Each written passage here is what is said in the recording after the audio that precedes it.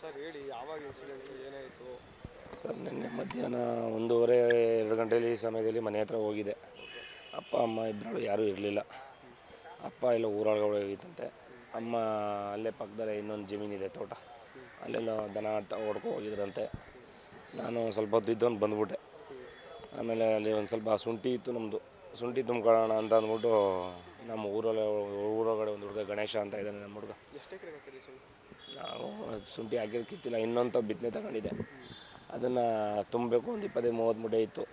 ಅದನ್ನು ತುಂಬಬೇಕು. ಮನೆ ಹತ್ರ ಕುಕ್ಕೆ ತಗೊಂಬ ಹೋಗಿ, ಅಲ್ಲಿ ಅಪ್ಪ ಅಮ್ಮ ಫೋನ್ ಎತ್ತುತ್ತಾಯಿಲ್ಲ ಅಂತ ಫೋನ್ ಮಾಡಿದೆ. 4:46 ಅಮ್ಮನಿಗೆ ಮಾಡಿದೆ, ಅಮ್ಮ ಎತ್ತಲಿಲ್ಲ. 4:47 ಅಪ್ಪನಿಗೂ ಮಾಡಿದೆ, ಇಬ್ಬರು ಫೋನ್ ತೆಗೀಲಿಲ್ಲ.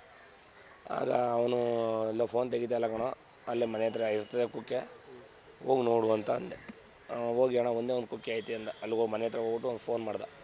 ಅಣ್ಣ ಒಂದೇ ಒಂದು ಐತೆ ಕಣ, ಅಲ್ಲೆಲ್ಲ ಇರ್ತವೆ 4-5 ಇನ್ನೂ ಕುಕ್ಕೆ, ಒಂದು 2-3 ಎತ್ಕೊಬ ಕುಕ್ಕೆನ, ಅಲ್ಲೆಲ್ಲ ಇರಬೇಕು ನೋಡು ಮನೆ ತವೆ ಒಳಗಡೆ ಅಂತ ಅಂದೆ. ಅವನು ಒಂದು ಕುಕ್ಕೆ ಹಿಡ್ಕೊಂಡು ಇನ್ನು ಒಳಗಡೆ ಕೊಟ್ಟಿಗೆ ಬಾಗಿಲನ್ನ ತೆಗೆದವನೆ. ತೆಗೆದಾಗ ನಮ್ಮ ತಂದೆ ಇದ್ದವರು ರಕ್ತ ಹರಿತಿದ್ದಂತೆ, ಅಲ್ಲೇ ಮೊಗ್ಲಲ್ಲಿ ಮಲಗಿದಂತೆ. ಅಣ್ಣ ಹಂಗೆ ಫೋನಲ್ಲಿ ಮಾತಾಡ್ಕೊಂಡೆ, ಅಣ್ಣ ಅಪ್ಪ ಬಿದ್ದೋಗೋದೇ ಕಾರಣ, ನನಗೆ ಹೆದರಿಕೆ ಆಯ್ತೈತೆ ಬಣ್ಣ, ನನಗೇನೋ ಇದಾಯ್ತದೆ ಕಾರಣ, ಜ್ಞಾನಪಾನ ಏನೂ ಇಲ್ಲ ಅವ್ರಿಗೆ, ಏನು ಅಂತ ಗೊತ್ತಿಲ್ಲ ಬಣ್ಣ, ನೀನೇ ಬಂದುಬಿಡೋಣ ಅಂತ. ಸರಿ ಬಿಡು ಆಯಿತು ಬರ್ತೀನಿ ಅಂತ ಅಂದ್ಬಿಟ್ಟು ಫೋನ್ ಕಟ್ ಮಾಡಿಬಿಟ್ಟು ನಾನು ಕೋಡಿಲಿದ್ದೆ. ಅಲ್ಲಿಂದ 5 ಕಿಲೋಮೀಟ್ರು ಡಿಸ್ಟೆನ್ಸು.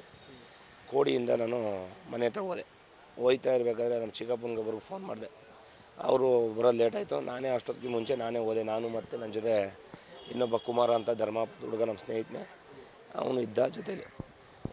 ಹೋಗಿ ನೋಡಿದೆ, ನಮ್ಮ ಅಪ್ಪನ ಅಪ್ಪ ಅಪ್ಪ ಅಂತ ಕೂಗಿದಾಗ ಇವರು ಎಚ್ಚರ ಇರಲಿಲ್ಲ. ನಾನು ಎಲ್ಲ ಸ್ವಲ್ಪ ಏನೋ ಜಾರಿ ಬಿದ್ದಿರಬೇಕು ಅಂತ ತಿಳ್ಕೊಂಡು ನಾನು ಎತ್ಕೊಳ್ಳವ ಅಂತ ಹೋಗ್ತಾಯಿದ್ದೆ. ನಮ್ಮ ಕುಮಾರ ಇದ್ದವನು ಬೇಡ, ಒಟ್ಟು ಬೇಡ ಸುಮ್ಮನಿರು ಅಂತ ಅಂದ್ಬಿಟ್ಟು ನನ್ನನ್ನು ಎಳೆದು ಈ ಕಡೆಗೆ ಬಿಟ್ಟ.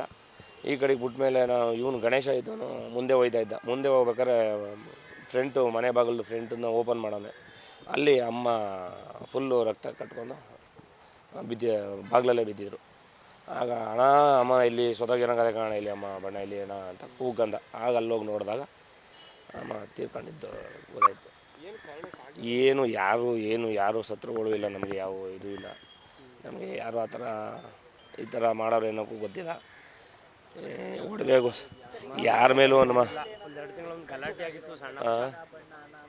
ಚಿನ್ನ ಒಡವೆ ಇತ್ತು ಮೈ ಮೇಲೆ ಸಹ, ಆ ಮೈ ಮೇಲಿತ್ತು.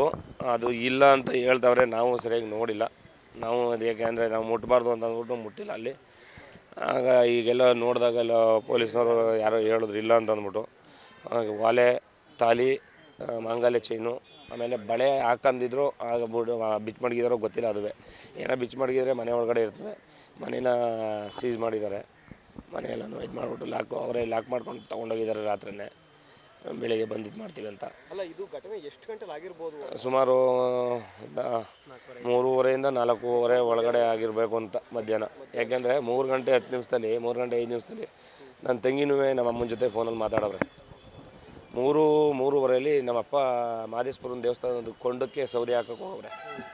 ಅಲ್ಲಿ ಊರೊಳಗಡೆ ಒಂದು 2-3 ಜನ ಇದ್ದವರು ರಂಗಪ್ಪನ ನೋಡಿದೆ, ಇಲ್ಲೇ ಹೋದರು ಕೊಂಡಕ್ಕೆ ಸೌದೆ ಹಾಕ್ಬಿಟ್ಟು ಹೋದ್ರು ಅಂತ ಹೇಳವ್ರೆ. ಅದರ ಆಧಾರದ ಮೇಲೆ ಒಂದು 3:30 4. ನಾನು 5 ಗಂಟೆ 5 ನಿಮಿಷ 10 ನಿಮಿಷ ಆಗಿತ್ತು. ಅಂದರೆ ಒಂದು 2 ಗಂಟೆ 3 ಗಂಟೆ ಟೈಮಲ್ಲಿ ಇನ್ಸಿಡೆಂಟ್ ಆಗಿರೋದು? ಇಲ್ಲ 2 ಗಂಟೆ 3 ಗಂಟೆಯಲ್ಲಿ ಆಗಿಲ್ಲ. ಅಷ್ಟೊಂದು ಅವರಲ್ಲಿ ಒಂದು 3:30 4:00 ಒಳಗಡೆ ಆಗಿರಬೇಕು ಅಂತ ನಮ್ಮ. ಈಗ ಯಾವುದ್ರಲ್ಲಿ ಹೊಡೆದಿರೋ ಅಂತ ಅಥವಾ ಅದು ಯಾವುದ್ರಲ್ಲಿ ಹೊಡೆದವ್ರು ಅಂತ ನಮಗೆ ಗೊತ್ತಿಲ್ಲ ಸರ್. ಅದು ಅಲ್ಲಿ ಕಲ್ಲು ಬಿದ್ದಿತ್ತು, ಕಲ್ಲಲ್ಲಿ ಹೊಡೆದವ್ರೆ ಅಂತ ಅಂದ್ಕೊಂಡ್ವಿ. ಅದು ಕಲ್ಲು ಅದೇನೋ ಇಲ್ಲ ಅಂತವ್ರೆ. ಕಲ್ಲಲ್ಲಿ ಹೊಡೆದಿದ್ದಾರೋ ಇಲ್ಲ ಏನಾರೋ ಅವರೇ ಆಧಾರ ತಂದಿದ್ರು ಏನು ಅಂತ ಗೊತ್ತಿಲ್ಲ. ತಲೆಗೆ ಜಾಸ್ತಿ ಏಟ್ ಬಿದ್ದಿದೆ. ತಲೆಗೆ ಜಾಸ್ತಿ ಮೇಜರ್ ತಲೆಗೆ ಬಿದ್ದಿದೆ. ಅದು ಗೊತ್ತಿಲ್ಲ ನಮಗೆ ನೋಡಿಲ್ಲ. ಇದೇ ಮೊದಲನೇ ಬಾರಿಗೆ ಇದರ ತೋಟದ ಮನೆ. 16 ವರ್ಷ ಆಯಿತು ನಾವು ಅಲ್ಲಿ ಮನೆ ಮಾಡಿ. 16 ವರ್ಷದಿಂದ ಯಾವುದೇ ಘಟನೆಗಳು ಈ ಥರ ಆಗಿಲ್ಲ. ಎಷ್ಟು ವರ್ಷದಿಂದ ಬರೀ ಇಬ್ಬರೇ ಇದ್ರು? ಈಗ ಒಂದು 7-8 ವರ್ಷದಿಂದ ಇದ್ದರು. 7 ವರ್ಷದಿಂದ ಇದ್ದರು. ಸ್ವಂತ ತೋಟ. ಮಾಡ್ತೀವಿ ಅಂತ ಹೇಳೋರೆ, ಭರವಸೆ ಐತೆ, ನೋಡೋಣ. ನಮ್ಗಾದ ಅನ್ಯಾಯ ಬೇರೆ ಯಾರಿಗೂ ಆಗೋದು ಬೇಡ. ಅದು ನಮಗೆ ಆಗೋಗೈತೆ, ಬೇರೆಯವ್ರಿಗಾದ್ರೂ ಒಳ್ಳೇದಾಗಲಿ. ತೋಟದ ಮನೆಯವ್ರಿಗೆ, 120 ಮನೆಯವರು ಎಚ್ಚರಿಕೆಯಿಂದ ಇರಬೇಕು ಅನ್ನೋದನ್ನು ಇವಾಗ ಎಲ್ಲರೂ ಮಂದಾಟ ಮಾಡ್ಕೋಬೇಕಷ್ಟೆ. ಅದು ಯಾವಾಗಲೂ ಹಿಂಗಾಗಿಲ್ಲ. ಇದೇ ಫಸ್ಟ್ ಟೈಮ್ ಈ ಥರ ಆಗಿರೋದು ನಮಗೆ. ಒಂದು ರೀತಿ ಗಾಬರಿ ಆದಂಥ ವಿಚಾರ. ಗಾಬರಿ ವಾತಾವರಣನೇ ಸರ್ ಇದು. ಒಬ್ಬರೇ ಇರೋರು, ಈ ಊರೊಳಗಡೆ ಇರೋರು ಯಾರು ಅಷ್ಟೊತ್ತು ಅನ್ನೋಂಗಿಲ್ಲ. ನಮ್ಮೆಲ್ಲ ಜಮೀನಲ್ಲೆಲ್ಲ 12 ಗಂಟೆ 1 ಗಂಟೆ ರಾತ್ರಿಯಲ್ಲೆಲ್ಲ ಜಮೀನು ಹತ್ರ ಓಡಾಡ್ತಾರೆ. ಈ ಥರ ಆದಾಗ ಎಲ್ರಿಗೂ ಅವ್ರಿಗೂ ಗಾಬರಿನೇ ಊರಲ್ಲಿವೆ. ಈಗ ತೋಟದ ಮನೆ ಹತ್ರ ಯಾರೋ ಬಂದು ಹೋಗಿರೋದು ಅಥವಾ ಯಾರೋ ಬಂದು ಆ ಥರ ನಾವು ಯಾವುದೇ CCTV ನೀವು ಫಿಟ್ಟು ಮಾಡಿಲ್ಲ, ಅಲ್ಲಿ ನೋಡಿಲ್ಲ. ಅಲ್ಲಿ ಬಂದು ಹೋಗೋರೆ ಅಂತ ಅಂದರೆ ಇವರಿಗೆ ಗೊತ್ತಿರ್ತದೆ, ಬಂದು ಹೋದ್ರು ಬಿಟ್ರು ಅಂತ. ಯಾರಾದರೂ ಒಬ್ಬರು ಬದುಕಿದ್ರು ಇಂಥವ್ರು ಬಂದಿದ್ರು ಅಂತ ಏನಾದರೂ ಒಂದು ಹೇಳೋರು. ಈಗ ಇಬ್ಬರೂ ಇಲ್ಲ. ಯಾರು ಅಲ್ಲಿ ಮೇಲ್ಗಡೆ ನಮ್ಮ ಜಮೀನು ಹಿಂಭಾಗದವರು ಅಲ್ಲಿ ಮೇಲ್ಗಡೆ ಒಂದು ಕಾರೋ ಟಂಪನೋ ಬಂದಿತ್ತು ಅಂತ ಹೇಳ್ತವ್ರೆ ಅವರು. ಯಾಕೆಂದರೆ ಅವರು ಸುಮ್ಮನೆ ಅಬ್ಸರ್ವ್ ಮಾಡಿರಕ್ಕಿಲ್ಲ, ವಿಚಾರಿಸ್ಬೇಕು ಅವ್ರನ್ನ. ಅವ್ರನ್ನೇನಾದ್ರೆ ಶುಂಠಿ ಅಂತ ಹೇಳಿದ್ರಲ್ಲ ಸರ್, ಶುಂಠಿ ಅವೆಲ್ಲ ಶುಂಠಿಗಳೆಲ್ಲ ಆಗೇ ಆಯ್ತಾ? ಮೂಟೆ ಶುಂಠಿಗಳೆಲ್ಲ ತಗೊಂಡ್ರೆ ಇಲ್ಲ ಅಲ್ಲಿ ಟ್ಯಾಕ್ಟ್ರಲ್ಲಿ ಏರ್ಕೊಂಡೋಗಿ ಒಂದು ಗುಡ್ಡೆ ಹಾಕಿದ್ರು ನಮ್ಮ ಸ್ನೇಹಿತರು. ಅವ್ರು ತಾವು ನಾನು ತಗೊಂಡಿದ್ದೆ ಶುಂಠಿನ. ಅದನ್ನು ತುಂಬಿಸ್ಕೊಳ್ಳವ ಅಂತ ಅಂದ್ಬಿಟ್ಟು ಕುಕ್ಕೆ ತಗೋಬ ಅಂತ ಅಂದ್ಬಿಟ್ಟು ಹೇಳಿದ್ದು. ಮನೇಲಿ ತೋಟದ ಕುಕ್ಕೆ ತಗೊಂಡು ಬೇರೆ ಕಡೆ ಇರೋದನ್ನು ಅದು ತೋಟದಲ್ಲಿ ಕುಕ್ಕೆ ಇವೆ. ಕುಕ್ಕೆಗಳು ತುಂಬಿದ್ರೆ ಅನುಕೂಲ. ಬೇಗ ಚೀಲಕ್ಕೆ ತುಂಬಿದ್ರೆ ಎಲ್ಲ ಶುಂಠಿ ಹುಡಿ ಆಯ್ತದೆ ಅಂತ ಅಂದ್ಬಿಟ್ಟು ಕುಕ್ಕೆ ಮೂಲಕ ತುಂಬ್ಕೊಂಡು ನಾವು ಆ ಕಡೆ ಈ ಕಡೆ ಸ್ವಿಟ್ ಮಾಡ್ಕೊತೀವಿ. ತೋಟದಲ್ಲಿ ಏನು ಬೆಳೀತಾ ಇದ್ರಿ? ತೋಟದಲ್ಲಿ ತೆಂಗಿದೆ, ರಾಗಿ ಹಾಕಿದ್ದಾರೆ ಕೆಳಗಡೆ, ಎಲ್ಲ ಅವರೇ ಹತ್ತಿ ಹಾಕಿದ್ರು. ಅಪ್ಪ ಅಮ್ಮನೇ ನೋಡ್ಕೊತಾರೆ.